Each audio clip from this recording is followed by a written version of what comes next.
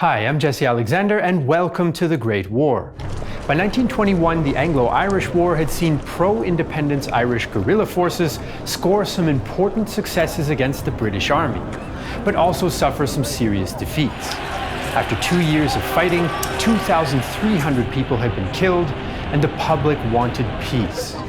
British and Irish politicians would now take the lead in determining Ireland's future. In today's episode, we'll take a look at the bitter negotiations leading to the Anglo-Irish Treaty and how they set the new Irish state on the road to civil war. And it all happened exactly 100 years ago.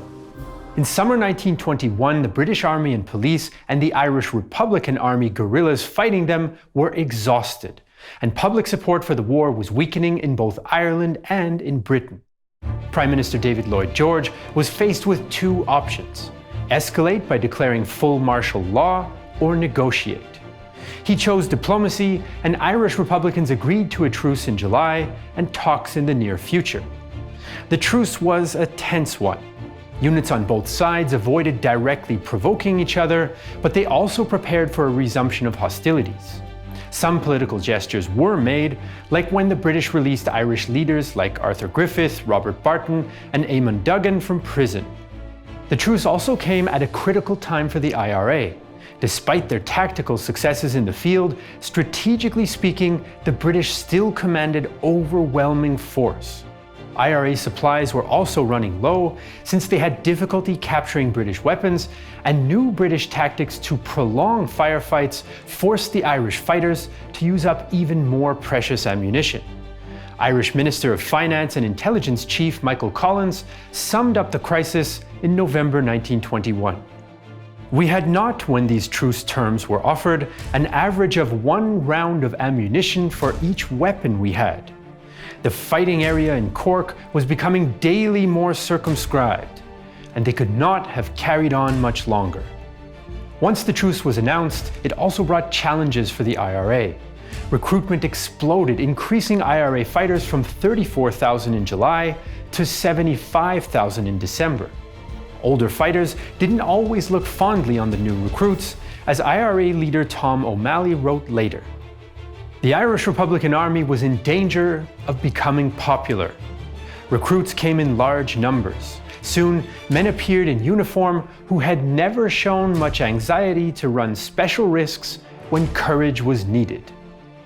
The break in the fighting also meant that many IRA men became restless.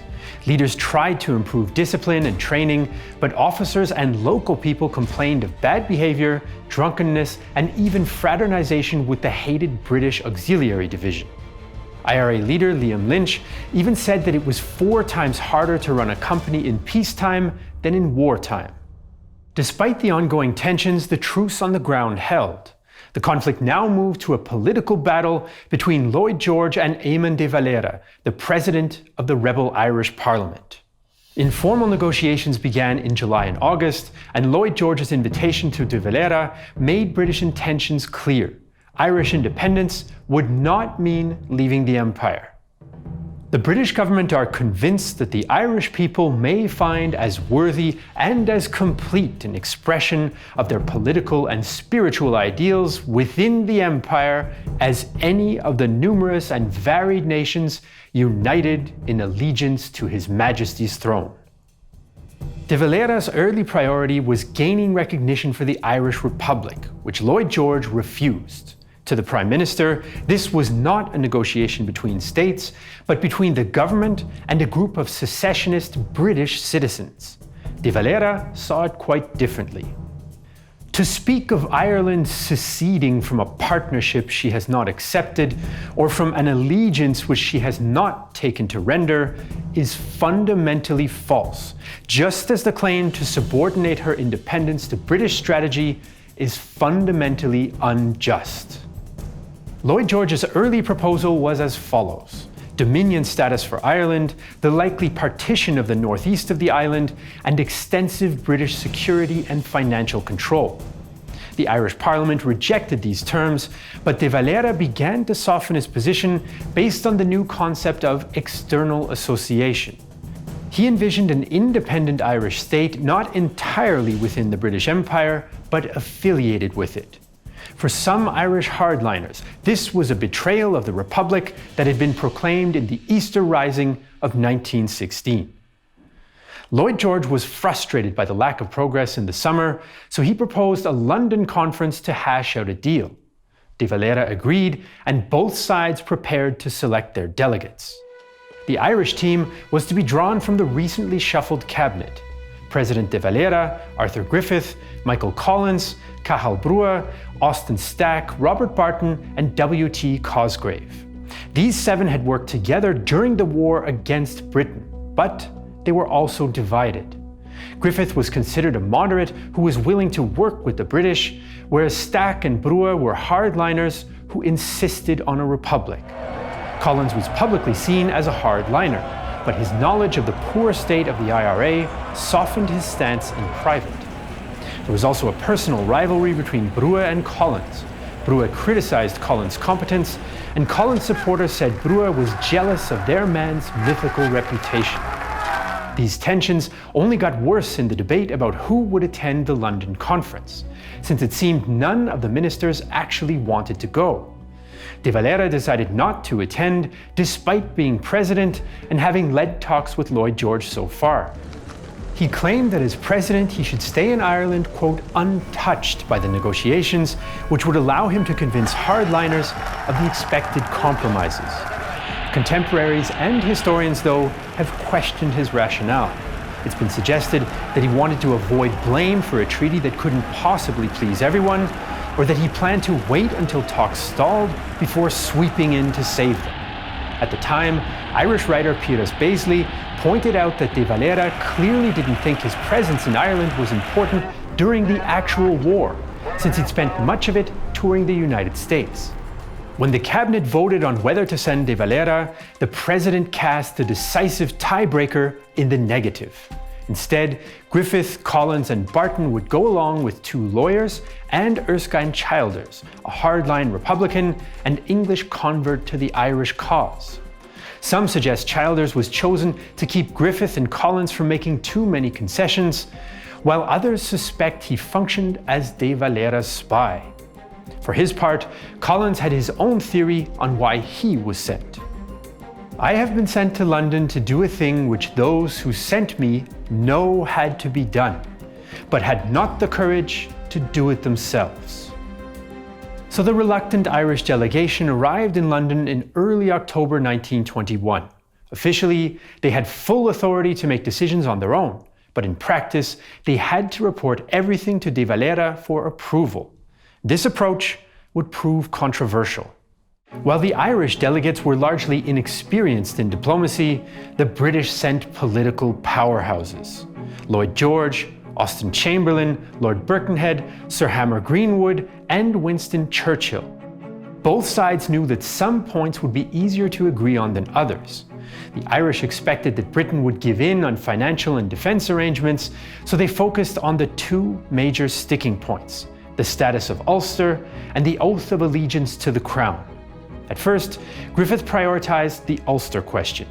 Since he was sympathetic to the idea of a dual monarchy, Irish unity was more important to him than the oath. But by the end of October, he changed his stance and joined the other Irish ministers in accepting that Irish partition was probably inevitable. The 6 Ulster counties were mostly Protestant, mostly supported unity with Britain, and IRA activity there had been minimal. In fact, much of Ulster was already de facto separated from the rest of Ireland by the 1920 Government of Ireland Act, which gave the North East its own parliament. Lloyd George refused to agree to the 6 counties becoming a part of an Irish Free State against their will. Instead, the British proposed a boundary commission that would advise on a future border. Griffith and Collins agreed in the hopes that some Catholic areas in Ulster might be given to the Free State. Barton, Childers, and Duffy, on the other hand, were angry about abandoning Ulster. In the end, it was the question of the oath that became the major obstacle for both sides. For Britain, it was essential that any Irish Free State have some kind of symbolic oath binding it to the Crown. For dedicated Irish Republicans, such symbolism was extremely hard to swallow. On December 3, 1921, the Irish delegates returned to Dublin for heated discussions with the rest of the cabinet. Brugha opposed any sort of oath on the basis it would split the country, quote, from top to bottom. Griffith and Collins claimed that British patience had run out and renewed war would be disastrous for Ireland. For Collins, the oath was pure pragmatism. The oath was a sugar-coating to enable the English public to swallow the treaty. After much debate, de Valera drafted a compromise version of an oath that most of the cabinet could live with. I do solemnly swear true faith and allegiance to the Constitution of the Irish Free State, to the Treaty of Association, and to recognize the King of Great Britain as head of the Associated States. So by early December, the Irish cabinet was leaning towards accepting the partition of the island, and de Valera had come up with a compromise oath. But when the Irishmen returned to London, controversy wasn't far behind. President de Valera later said that his oath was merely a spontaneous suggestion, and that it was clear the delegates would go to London, reject the current British offer, and get the Irish cabinet's approval before signing another. Collins and Griffith, however, left Dublin thinking that they were to reject the current draft treaty, but had the power to sign another on their own, especially if the oath was closer to de Valera's idea. To add to the tension, Lloyd George felt the talks were on the verge of breaking down and issued an ultimatum on December 5th. The latest British offer was final, and the Irish delegates would not be given time to consult with Dublin. If they did not accept, war would resume. Churchill noted the Irish delegation's unenthusiastic acknowledgement of the new reality. The Irishmen gulped down the ultimatum phlegmatically. Last-minute talks led to the British conceding a guarantee of Irish financial autonomy, but Duggan, Barton and Duffy were still reluctant. Collins and Griffith finally got them to agree in spite of Childers' protests, and in the early hours of December 6th, the exhausted Irish delegation signed. The very same day, Collins wrote to a friend, "I tell you this, early this morning, I signed my death warrant." The final terms provided for an Ireland with limited self-government similar to dominions like Canada. It would have its own recognised parliament for non-imperial affairs, significant financial autonomy, and its own small military force. British troops would leave the country. But the Irish Free State remained within the British Empire. A British Governor-General represented the monarchy, and members of the Irish Parliament would have to swear an oath to the King. The Royal Navy would continue to patrol Irish waters and have access to bases, while Ulster's 6 counties would be given the choice to join the Free State or not. The day after the treaty was signed, the Northern Irish Prime Minister made it clear that they would not. So an Anglo-Irish treaty had been signed, but the British and Irish Parliaments still had to ratify it, and this was easier said than done. Reactions to the treaty in Britain were mixed. Some conservative unionist politicians rejected it because they worried that Ulster might be forced to join the Free State in the future. But the British public were now largely in favour of partition and peace, and many viewed the die-hard Ulster Unionists as stubborn and unwilling to compromise, while expecting more financial support from London. The British Parliament ratified the Anglo-Irish Treaty by a wide margin on December 16th. Irish opinion was even more bitterly divided. Much of the public was relieved that war had been avoided, but political battle lines had been drawn. The cabinet voted in favour by a margin of 4-3, but de Valera denounced the treaty in a statement to a US newspaper. The terms of this agreement are in violent conflict with the wishes of the majority of this nation, as expressed freely in successive elections during the past 3 years. I feel it is my duty to inform you immediately that I cannot recommend the acceptance of this treaty either to the Irish Parliament or to the country. The greatest test of our people has come. Let us face it worthily, without bitterness, and above all, without recrimination. This statement caused a split in the Parliament and in the IRA. Several IRA formations rejected the treaty, including the influential 1st Southern Division, and Brugha even suggested other Irish treaty delegates be arrested. The parliamentary debates promised to be volatile and lengthy, since nearly every member wanted to speak. De Valera led the opposition, but rarely spoke about the actual articles of the treaty. Instead, he expressed his sense of betrayal that the treaty was signed without his knowledge. I have only one thing to say, one thing I feel hurt about with respect to the delegation, and that is that a treaty was signed in London, and when I heard of it first, the signatures were appended to it. Other opponents objected to the oath of allegiance, even if it was symbolic, since they said they could not keep it in good conscience. The pro-treatyists stressed what had been achieved, the creation of a free state and the removal of British troops. Collins also suggested the treaty would act as, quote, a stepping stone to further freedoms.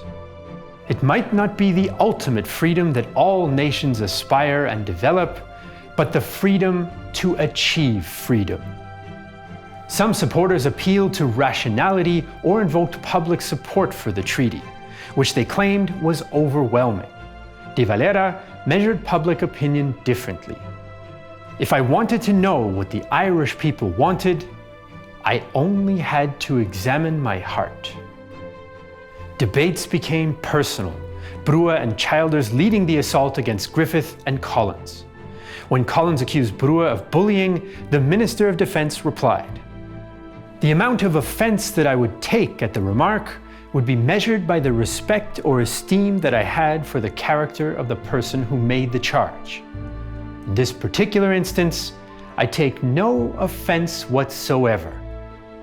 Although the debates over the treaty took a long time, the actual terms were not at the heart of most discussions, and the Ulster issue had barely been touched.